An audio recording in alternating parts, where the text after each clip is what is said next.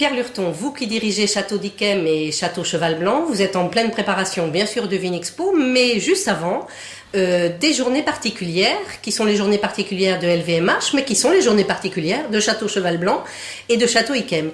Est-ce que vous pouvez nous expliquer un petit peu l'origine de ces journées qui sont la deuxième édition cette année, et quelle est la volonté de montrer exactement quelle facette des métiers de LVMH, et après les journées particulières de Cheval Blanc, les journées particulières d'Yquem, si vous pouvez nous les décrire un peu. Vaste question. Alors en fait, c'est une idée de Antoine Arnaud.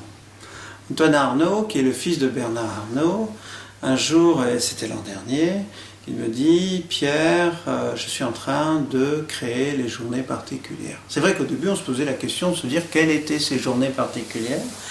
Et il m'a dit Yquem et Cheval Blanc représentent pour nous le vrai luxe, la vraie vitrine du luxe, le savoir-faire, l'élégance du geste, enfin ce qui fait la grandeur de nos maisons. Alors j'ai commencé à comprendre quel était l'objectif de ces magnifiques journées.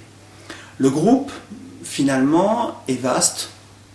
Il y a à peu près 60 ou 80 marques qui sont des marques de référence du luxe. C'est le premier groupe de luxe mondial. Mais en fait, il y a une grande méconnaissance du groupe, une grande méconnaissance, je dirais, de cet artisanat qu'il y a autour de toutes ces grandes marques, de tous ces grands produits, de la chaussure, du tissu, évidemment des spiritueux, des grands champagnes, etc. Donc il y avait peut-être un besoin d'expliquer ce qu'on faisait, d'expliquer le geste, d'expliquer finalement l'histoire de ces grandes maisons, qui sont aussi, pour ces grandes maisons de champagne, ou comme Yquem et Cheval Blanc, font partie d'un patrimoine français qu'on n'a pas tellement ouvert finalement, qu'on ouvre à des professionnels et qu'on n'ouvre pas vraiment au grand public. Et en fait, c'est de l'artisanat.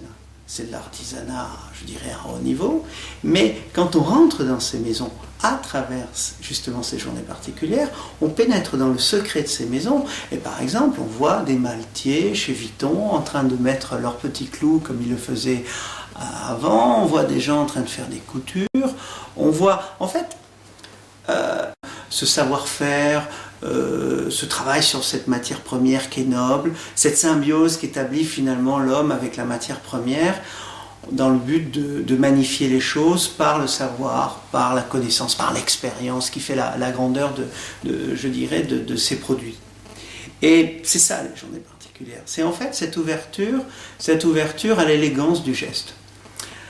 Alors les maisons s'ouvrent, les maisons s'organisent, évidemment pour pouvoir recevoir le mieux possible, donc on prend des rendez-vous, il y a des séquences, on passe d'un atelier à l'autre, on observe, on découvre des lieux, et pour les gens c'est quelque chose de fantastique. Et l'an dernier, ça a eu un succès absolument incroyable. Alors, Yquem, Cheval Blanc. Alors, Yquem, Cheval Blanc.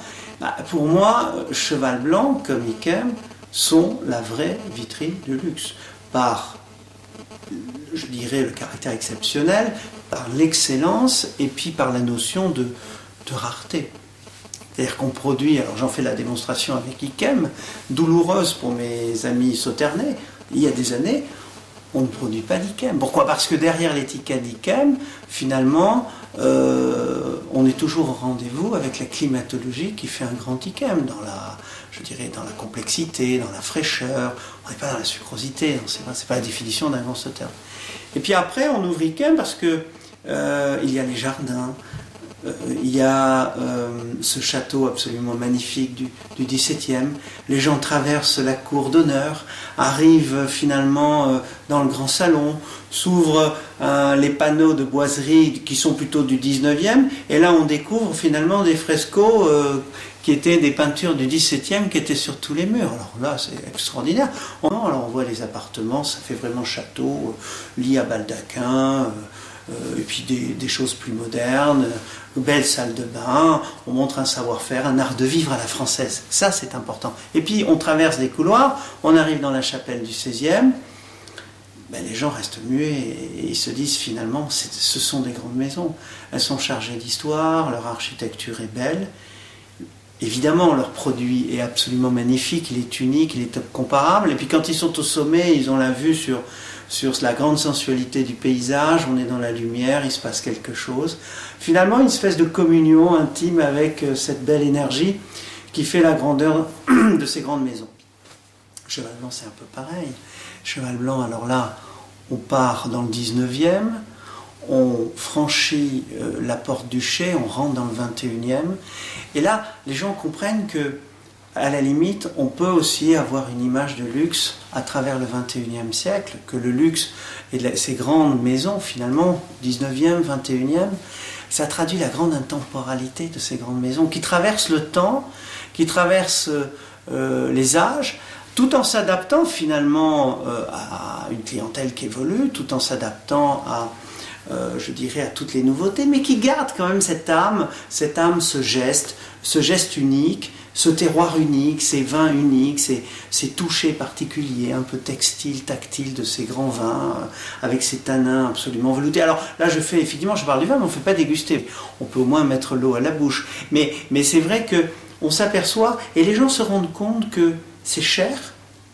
Et le jour où ils ont rentré à l'intérieur du secret de ces maisons, et quand ils voient le détail, quand ils voient finalement les soucis, quand ils voient un petit peu la complexité, quand ils voient la stratégie, quand ils voient le risque, le fait de ne pas en faire, quand ils voient quelle perfection finalement, jusqu'où on peut aller dans ces métiers, c'est-à-dire on peut aller très loin, ils se rendent compte finalement que ces produits de luxe ont un prix, ont une valeur.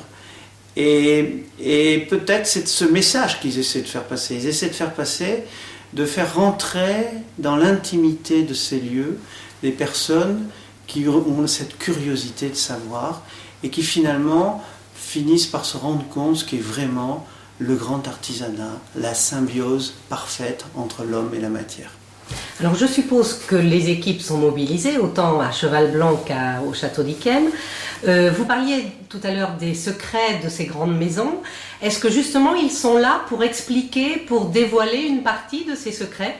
Oui, alors beaucoup de choses sont dites, puisque à chaque étape, il y a l'artisan tonnelier, ou il y a le vinificateur, ou il y a la dame de maison qui présente la maison.